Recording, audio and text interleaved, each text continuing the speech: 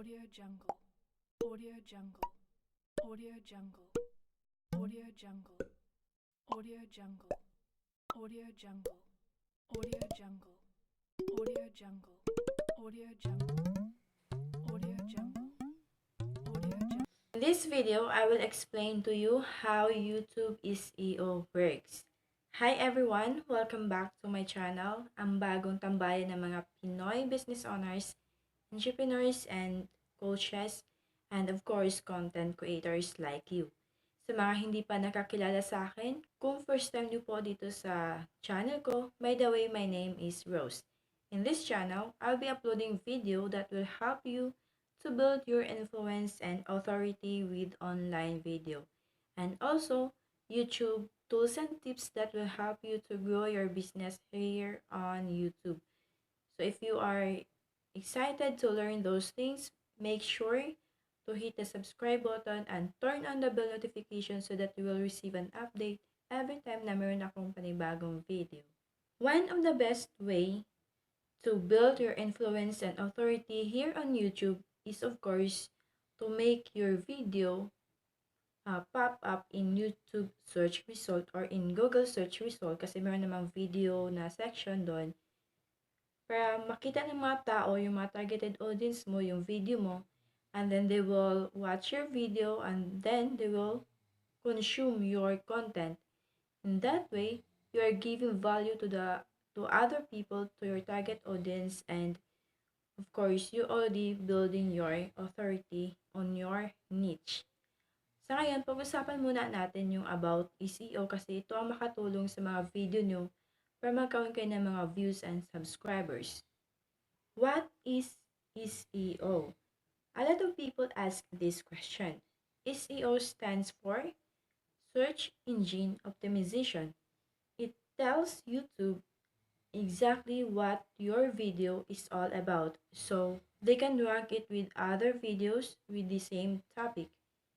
How does YouTube SEO work? Imagine kung pupunta ka sa isang bookstore and then sa bookstore na yon meron siyang iba't ibang section like finance, religion, health, travel, food, fiction, and marami pang iba. And then you are looking for financial book. Of course, you will look for a financial section, hindi doon sa health section.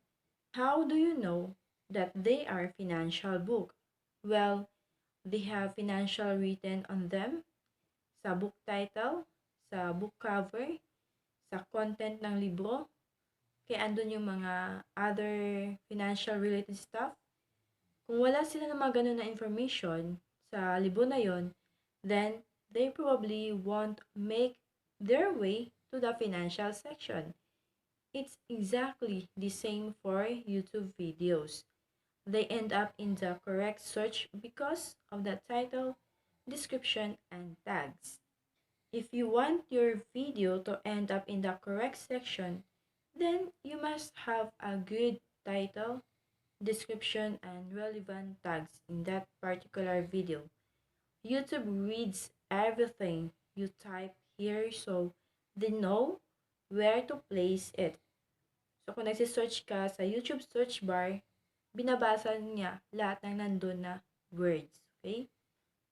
How videos get ranked depends on your previous videos' performances. So it's kind of a snowball effect.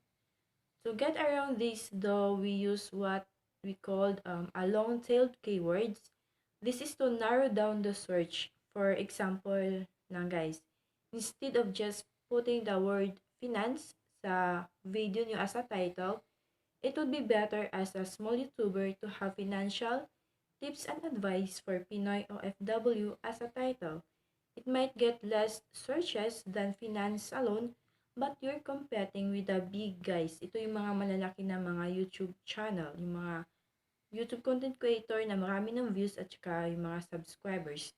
So honestly, kung makipagkompetensya kayo sa kanila, hindi po kayo mananalo sa kanila. But if you target the people who are Filipino, OFW, who's looking for financial tips and advice, then you are on the right track.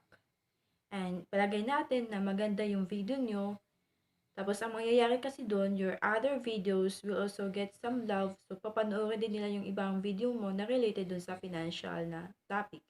If and only you focus on one niche. Kung meron po talaga kayong particular na niche na ginagawa ng mga YouTube videos nyo.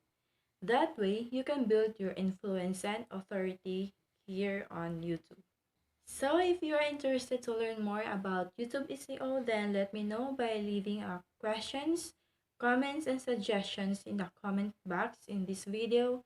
And I will create a video related to your questions.